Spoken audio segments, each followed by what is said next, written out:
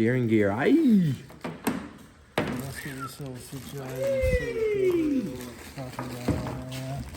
Okay, week 7 on the Corvette build, and we're going to move on to the steering kit. I don't even want to bother. You only go straight in drag cars, but we're going to put steering in it anyway. But yeah, we've got these 2 kits. One is a support kit coming off the steering rack that goes onto the chassis. That's a little side kit apart from this main one that has three of these nice lubricated knuckle joints. We mainly need to use 2. We'll find that out soon. But yeah, sometimes we look at the instructions and sometimes we just slap it together. You know, like the old IKEA, when you're building the IKEA cupboard, you just put it together and find out it's wrong. But let's get into it.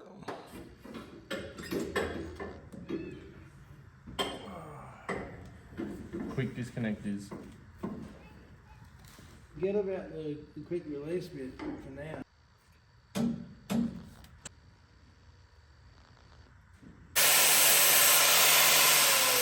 Yeah. Yeah.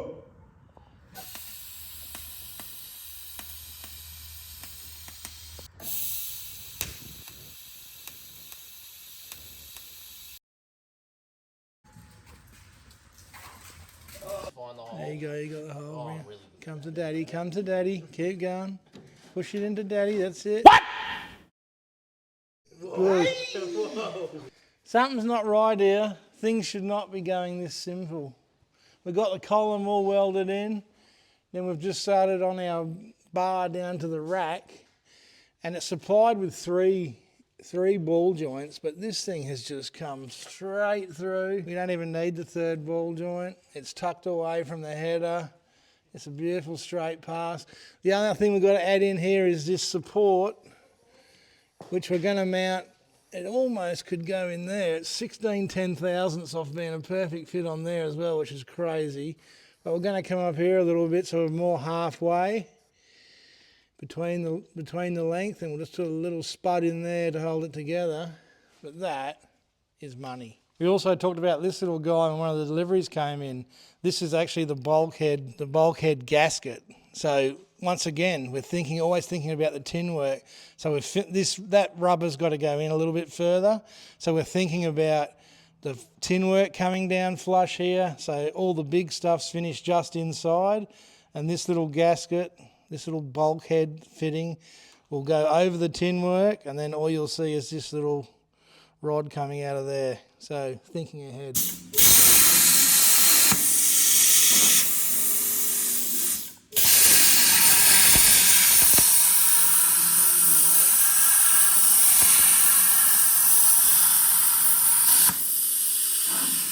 All right, Bailey, trick of the day. Cover your quick release hub in oil, press it onto your disc. Gives you perfect hold centres. Don't say I don't teach you boys anything.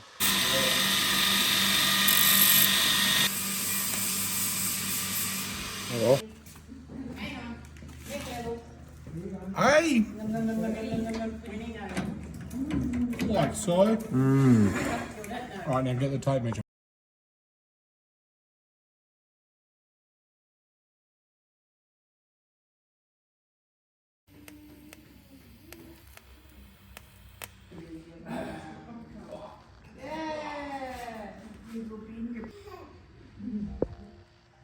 What are you laughing at?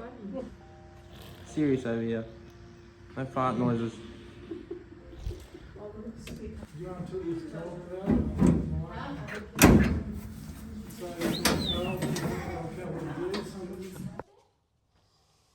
got it zoomed out. All right, we just locked away the steering column assembly. Just got a few other little loose ends to tie up on this, welding on the stub for the quick release. A little brace down there halfway that Dad talked about before. Got all the brackets cut for that, we just need to weld it on. And then a few little backing tube for where the knuckle joints connect. They have a little extra tube that goes in there to strengthen that point up. So yeah, turned out really good. This extension here is just gives you a lot more room for when you're getting in and out of the car. So that being on the steering wheel instead of on the steering column especially in a car like this with big drivers. It makes it a lot easier having that out all the way down there, because the gap that you're getting out of is a lot bigger. So if this was up here, that would just, it's just impossible. You just can't get out of there. So that's really good. Ooh. Hold up a second. Muffin it. No. Cut! Let me see if I can just grease it. So that just clips on like so. So that's in a nice spot just under the windscreen line, and we'll be in a pretty good area to get our dash in there.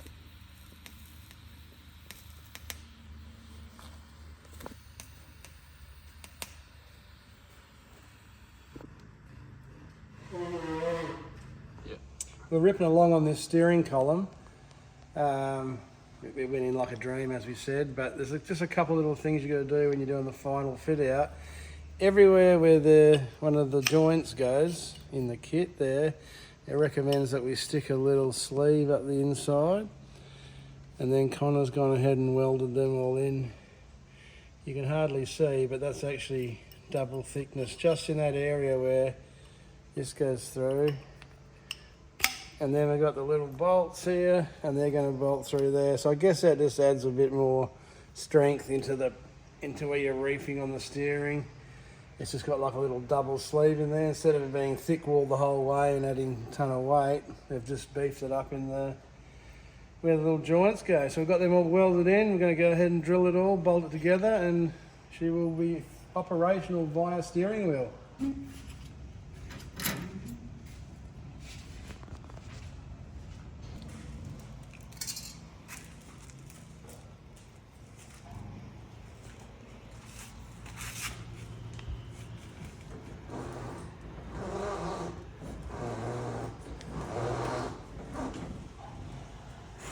Okay, now we're moving on to the shifter mount. So we had these quarter bolts left over from when it was mounted in the Tirana. So the 3/8 pipe slides straight over the quarter bolts. That clamps the shifter back together. Then, this is my favourite thing. We grab an old bend out of the scrap bin, a couple of old bits of pipe, weld them together. That clicks into there like that. So we're going to weld all that together in a minute. Connor's going to get onto it. That's going to be our frame coming down to the car, and then once again, bit of leftover 5/8 out of the brake parts. That's going to sleeve over onto the body of the car, and then we did have quick pins in our last shifter, and it actually rocked around a little bit. So once again, another leftover bolt from the steering. We're going to punch that through there. So it'll still be it'll still be able to be removed from the car, but just by bolting it, it's going to be a lot more shored up. So let's whack it together, boys.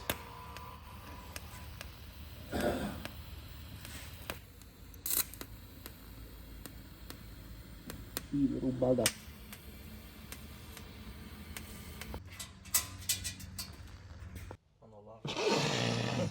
All right, got the shifter all mounted up with our little junkyard mounting thing here that we've used all our scrap for.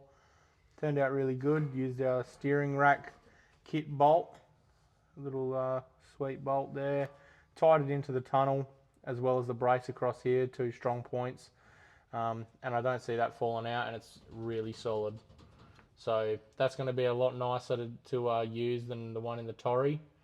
The one in the Torrey was a bit of a slapper. So yeah, this one's really good, and it's important to have it in a comfortable spot as well. So when you're going through the gears in the burnout, it's in a nice spot. That's a reaction. Even when you're not looking, you know that that's right where it is. As well as when you're going through the finish line, and you pull the chutes, turn the car off. We've not decided on where we want to put our switch panel, for turning the car off and all the accessories and that. So we're either going to go here or up here with it. So, but just when you go for the chutes, you want to hit the chutes, neutralize the car, and then turn the engine off. So you want everything to be in a nice range of motion so that you're not reaching over here for same when you mount the parachute. We want that to be in a nice spot, and your fire system probably going to be here. So we want all of those to be within reach of the driver and somewhere that's easy to remember. Steering's good. That's all connected now. So you can really sit in here and play race car now. Are we just gonna elongate? All right, we were taking the body. Remember last episode we were ready to take the body off, and then we remember we had to do the dash. And then Troy dropped in and gets his love fingers out and he starts pushing on things. He goes, oh, that's a bit floppy there.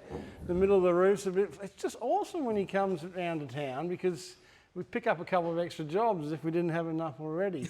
But we did have to put a window brace in here anyway because it's part of the rules that you have to have in case a tyre comes off or something comes off a car, that window would just explode and it could cause damage. So the bar has to go there anyway. So we drop inside here. So the old two birds with the one stone deal. I'm fumbling badly here. We're going to put a little bar in there to support the window, but at the same time, it's going to help out with that valance panel, giving a little bit of strength to that valance panel, takes all that movement out. So that can come out now. And then for that floppy roof, we're just going to add one more little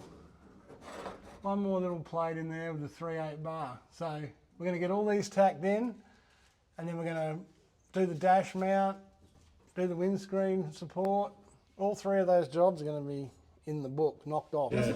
That's what plasma cutters are like. They just...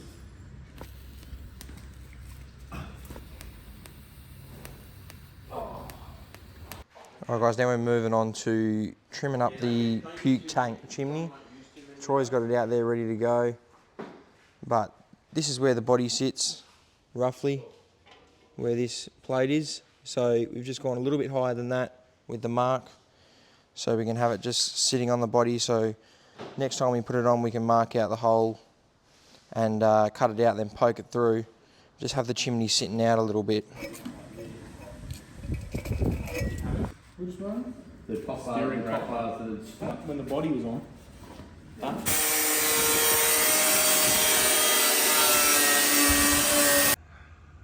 Righto, we're just trimming this dash up little by little, just easing it into the hole. Nobody wants to hold the, everyone wants the dumb end of the tape measure because no one wants to be responsible for destroying this $1 million dash. We've got it just easing into place now, and as you can see, as it's starting to come through the bulkhead, we just marked a few places we're going to trim it off and get it a little bit closer each time. It's come up pretty good. A couple of the things that we're considering is we don't want this old school bubble any higher than the line of vision for the driver. So there will be a little gap in here, but it's crucial that we keep the vision for the driver. And it's also, we've had the driver in the car and he's got good vision through the steering wheel down to his IC7. So in the Tirana, that was a bit of a problem. We didn't quite have the IC7 in exactly the right place and it was hard to see. So we're taking all this into consideration and we're just getting her into place now. It's coming up good and no swearing so far, so we'll keep going. And then bump it at that end. Might just twist it up a little.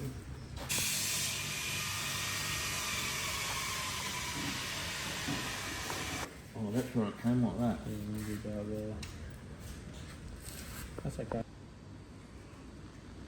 Righto, we just got these templates here now. We're going to, we just want to shore this side of this dash up here and give ourselves some structure and also allow us to put a couple of Zeus's through here, and that bracket will come off this bar here and go in behind that structure plate there. So that's what we're kind of looking at there. We're just making these little templates up. We've got the right hand side there, and luckily enough we can just spin it over left hand side on the other side and it works out perfectly. So that means that the dash is in there in the right spot, and we'll move on there and get the dash out and make these plates up. All right, so we've got the dash pretty well trimmed up, sitting in there real nice.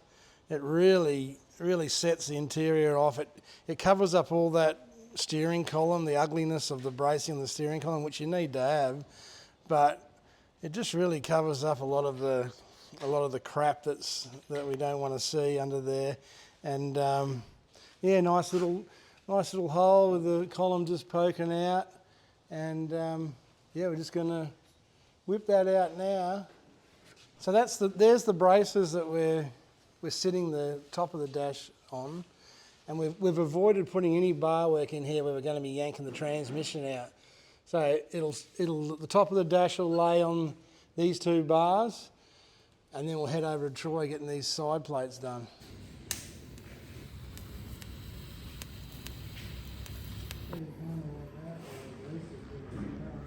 This will be better. Right, guys. This is like freaking brain surgery here. We're just taping these end plates into place. If my eyes could see where this tape is. There it is. Taping these into place. Then we're going to get a bit of bog and just wipe it in here. Close these gaps up. It's really high-tech stuff, so just stand by. All right, the body shop guys sometimes get a bit of a rough deal, yeah, but they're actually the artists of the shop. These welders and fabricators, they're just fucking whinging little bastards. Where the body shop guy, they are the true artists.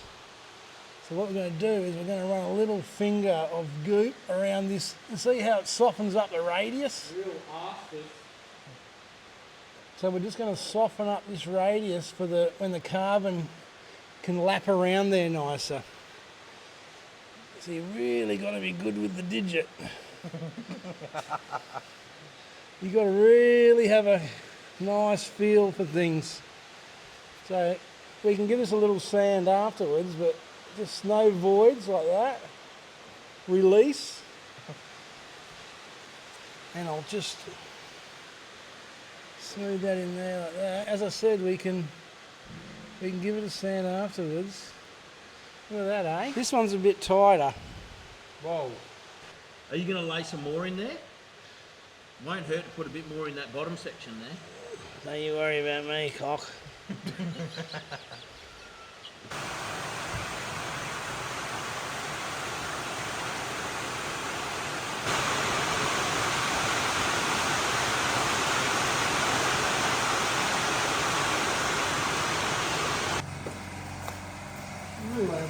Tissue. That stiffened it up nicely. We put a couple of layers, as you saw, we put a couple of layers acrossways. And it really goes across that radius nice. And then we just put 2 nice big pieces to lock all those little cross bits in. And it stiffened it up really good. That's what we wanted. So, because this is where we're going to mount it from. It's going to be wholly and solely mounted 2 Zeus's each side and resting on these bars, so we can just buzz it out in 2 seconds flat. But that is solid as compared to in the panel we first put on.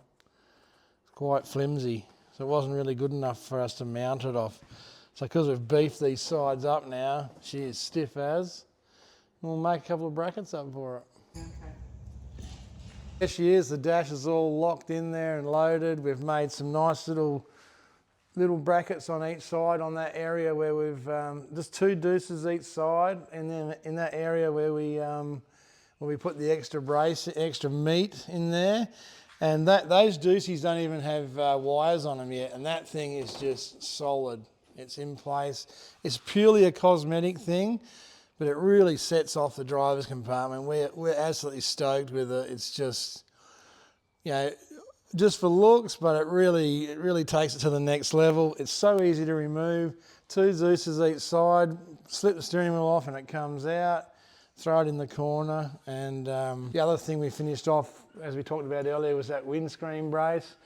But tying that into this front bar has actually even given more stability to where the body comes over the front here. So that's come up really cool. That's our little mushroom there for the roof. So that finishes the rigidity in the roof. And the other little thing that we'd been working on was some sill panel braces. And these actually just click in under the sill panels when you drop the body on, because they were flopping around a little bit when the door closed on them. Once again, just 1/4 bar, that weighs absolutely nothing, but just stiffens the body up. So you're not going to have any flopping around, cracking fiberglass throughout the season. It's just all those little flexible bits that we had. We've picked them all up, and she's looking real good.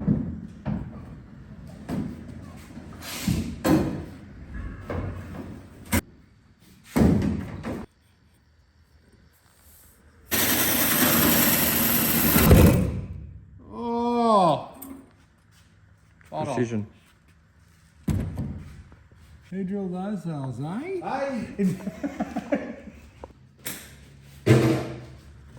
Alright guys, as you can see, we're all finishing the driver's compartment now.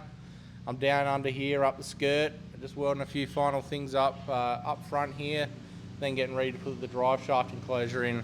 But moving on to the rear end next week, so that's going to be pretty good. Knock out a few more things there, then we can start finalising stuff and moving on to tin work. So exciting times. Like, subscribe, drop a comment if you love what we're doing, and I'll see you guys next week.